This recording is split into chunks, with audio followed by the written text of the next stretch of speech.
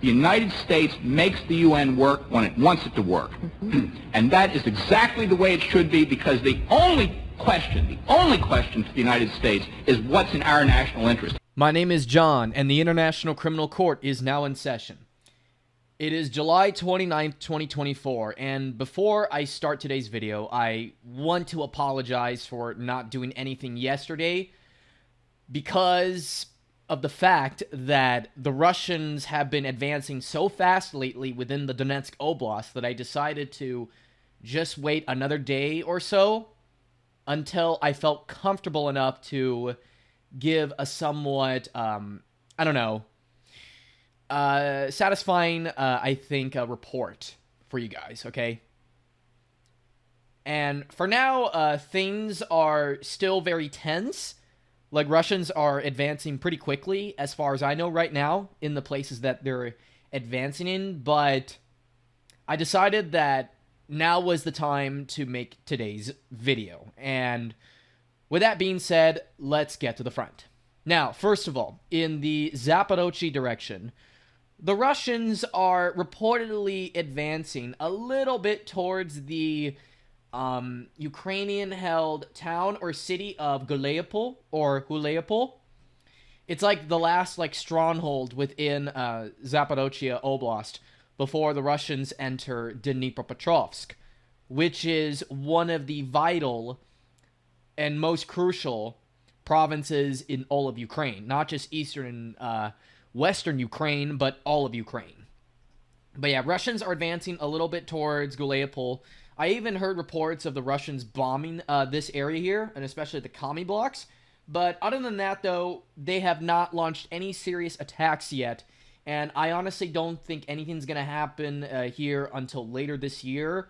Like late 2024 or perhaps early 2025. But for now, yeah, they're just going to keep bombing the place until they're comfortable enough to do it. Russians have also reportedly advanced a little north of Robotine, which they took like a month or two ago. But that's pretty much it.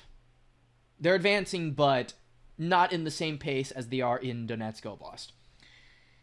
And before we get to that, let's talk about the Kharkiv direction, okay?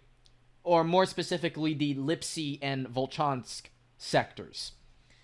Now, in the Lipsy sector, the Russians have re-established complete control over the village of Gliboke. Now, Gliboke, this section here, this part of the village was under Ukrainian control for a while, but it has recently been revealed lately through geolocations and big casualty losses or something for the Ukrainians, that the Russians have been able to retake complete control over Gliboke. And after the NATO summit, I knew that they were probably going to lose the battle because they were clearly going for the victory during that time. But now it seems the Ukrainians know they cannot take Gliboke at this time. And the Russians, as far as I'm concerned, are digging in this area, if not planning another offensive from this area here towards Lipsy in the future. But for now, this whole area here is basically frozen. Like, Russians keep control of their areas in northern Kharkiv, in the Lipsy, direction. And yeah, that is it for that. Ukrainians have also been advancing in Storytsia, in the Volchansk sector. They're doing quite well here. I think they've now taken majority control, or at least control of the center part of Storytsia. And I even heard the Russians are even trying to cross the Savetsky Donets River, but they haven't been unable to so far. But time will tell if they're able to do that, though things are quite uncertain at the moment because in Volchansk itself, the border town between Russia and Ukraine, the Russians are apparently they've taken complete control of the Agravit plant, but Ukrainians, though, I don't know, there's not enough evidence to support those claims. Ukrainians have also reportedly have been advancing again in northeastern Volchansk again, and they're gaining ground, but again, nothing really matters. And I honestly don't think the Ukrainians are really going to win the battle for Volchansk in the long run, because this is obviously another Bakhmut, Artemovsk. Russians just lure them in, even if they're outnumbered, and then cut them into pieces, like literally a huge like Venus flytrap for the Ukrainians. I don't know why they keep fighting for this area other than their own pride, but they need to withdraw. They need to withdraw and focus on defending southern Volchansk from the Russians. In the Kupiansk direction, Russians are doing very well here. First of all, Russians are continuing to advance in Makivka, and they're also advancing in the direction of Barstove.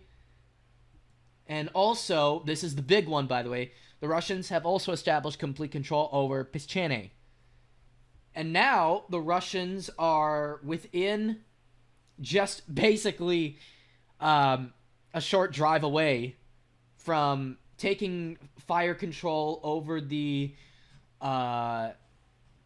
basically fire control that basically would split the Kupiansk front into two. So if the Russians were to establish control over the village of Klaznikivka, then what would happen is they would divide up the front in the Kupiansk / Eastern Kharkiv front into two.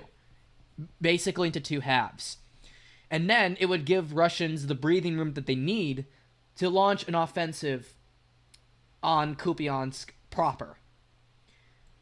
Now, clashes are still ongoing for Stepova Novoselivka, but as I said, it's all still contested at the moment, but I think the Russians have the long-term advantage here, and I think Ukrainians don't have much longer in this area. And besides, most of the high ground within the Eastern Kharkiv front is now under Russian control, and all of these areas here are flat, like, lands, like, literally flat. So yeah, the Ukrainians don't have much longer in this area. I don't even know if they are able to defend Borova in the future, but we'll see. We'll see. In the Seversk direction, the Russians have advanced north of the village of Rozdolivka. And so far, it appears that they're advancing pretty fast, and they're also advancing also north of Sporn 2, and have taken the village of Ivano-Dorivka, and now they're basically within distance of Seversk. Now again, just like Galeopol, I'm not expecting a battle for this town for maybe not until like late 2024 or perhaps early 2025. But the thing though is Russians are closing in on Seversk, and they really want this town badly because not only will it relieve the Russian forces that are in the Lugansk Oblast, but it will also basically ease pressure off of the town of Kreminna, which is right here. It's like one of the closest areas within Lugansk Oblast that is close to the Ukrainians themselves. And I heard the Azov battalion, which is a far-right part of the armed forces of Ukraine, is continuing to advance in the forested area here, but so far have not managed to achieve any major breakthroughs. But Russians do want to take Seversk just to play it safe. And now let's talk about the very active fronts. First of all, Russians are advancing north of Artemovsk in the Sloviansk direction, surprisingly. And apparently, I'm not going to be shocked if we eventually see a battle for Hryhorivka or Gryhorivka, Orikovo Vasilivka, Menkivka, and Hulubivka, and Prylia. So as soon as they take these villages here, then I think they're then going to be able to have a huge high ground advantage over not just Sloviansk, but also Kramatorsk, which will then not only be easier for Russians to fire upon, but to advance upon them too. And then in Chaziv Yar, or Chaziv Yar, depending on how you say it, the Russians had finally crossed the Sovietsky Donetsk-Donbass Canal and have taken control over a series of houses in these two neighborhoods here. And yeah, the bridgehead is not really stable yet, and it's not big enough, but the fact that the Russians have been able to cross it and take control over some houses is not good news for the Ukrainians.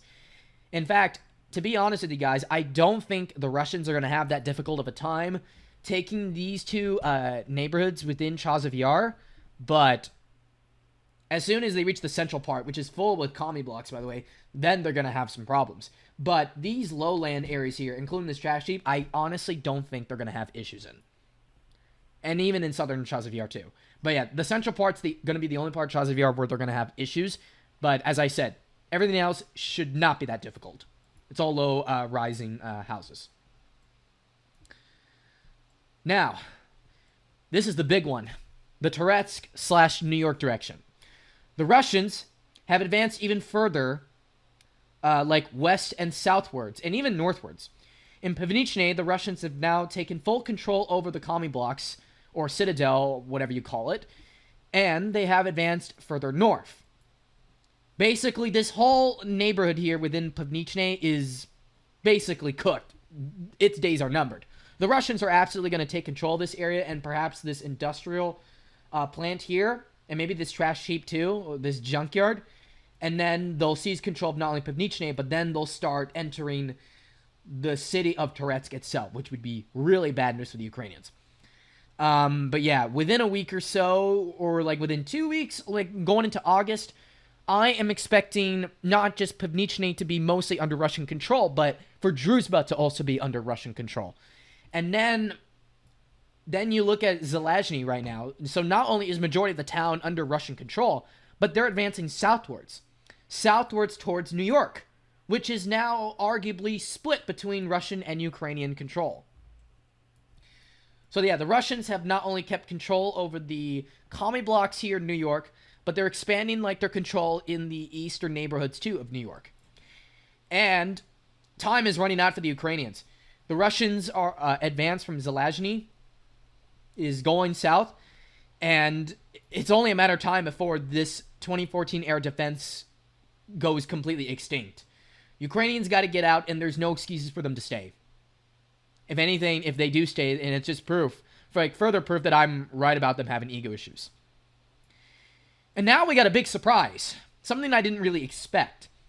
The Russians are advancing westward towards Pokrovsk, which, as I said, is the final frontier of Donbas before you enter Dnipropetrovsk Oblast in southern Ukraine. Pokrovsk and its suburbs are in grave danger of falling to the Russians. Progress has fallen to the Russian control along with its neighboring village of Vovche. The Russian Minister of Defense had confirmed that. The Russians are also now contesting for the village of Vasily, and they're about to duke it out with the Ukrainians for the village of Zeleny, and perhaps maybe Sorhivka. And then you also got Russians also advancing towards the village of Ivanivka, Lyshine, and Timofivka.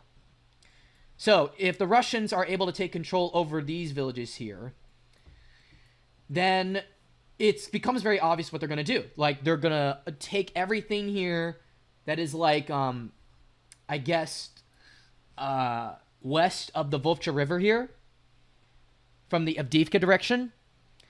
And then what they're going to do is they're going to combine these parts here into one. And then after that, then they're going to advance southwards towards maybe Saladove. Then they could advance westwards towards Novohradivka. And of course, they're definitely going to advance towards this other town known as Hradivka too, or Gradivka. So the battle for Pokrovsk is not that far. If the Ukrainians are not able to hold on to Hradivka, Novohradivka, and Saladove, then we are already essentially in the battle for Pokrovsk and its suburbs. Like, we're already there. So yeah, this is not good news for the Ukrainians. The lines are falling apart. Yasno Radivka is also now secured by the Russians. And also, I want to mention this, by the way.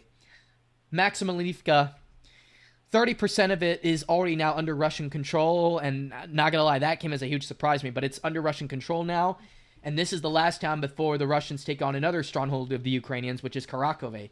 Now, if this were to fall, then Ugledar is pretty much finished, And speaking of which, the Russians have been advancing westwards towards the 00532 road that links Mariinka and Ugledar. The battle for Konstantinivka has begun, the smaller one, not the big one. And the Russians are nearing this fortification here that essentially not only defends Ugledar, but also Vodane as well. Now, if the Russians cut off this road, then supporting Ugledar will become a logistical nightmare for the Ukrainians. And also, another thing to point out is that if Karakovy also falls, then we can talk about maybe a battle for Velika Novosilk, because the Russians seem to have potentially stopped the advance for now, but they're definitely going to advance here again once Karakovy and Ugledar are dealt with. I'm certain of it. Hayerk, Ukrainsk, and Kharkivka, I don't expect them to be contested until perhaps maybe more of Krasnogorivka falls. And speaking of which, the town has already fallen. Like, the main Krasnogorivka has now fallen. It is official. But they got to clear out these outskirts here, which is still considered part of Krasnogorivka. But as soon as they do all this, the battle for Krasnogorivka is finished. It is done. And Donetsk City, for the first time in 10 years, will basically be locked up for the Russians. There will be nothing to fear if you're living in Donetsk City. And from Krasnogorivka, then they could maybe advance towards Hayerk and Kharkivka and Ukrainsk.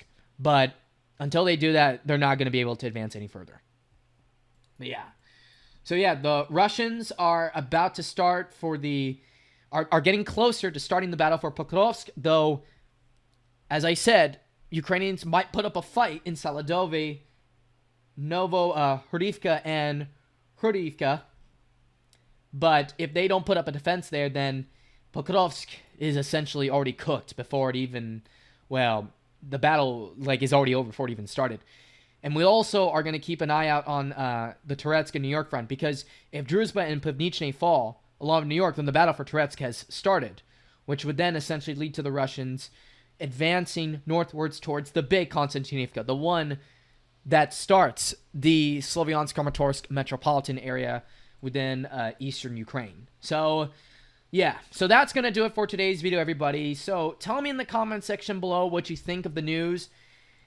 And I guess I'll see you all next time. So have a great day and stay safe. Take care.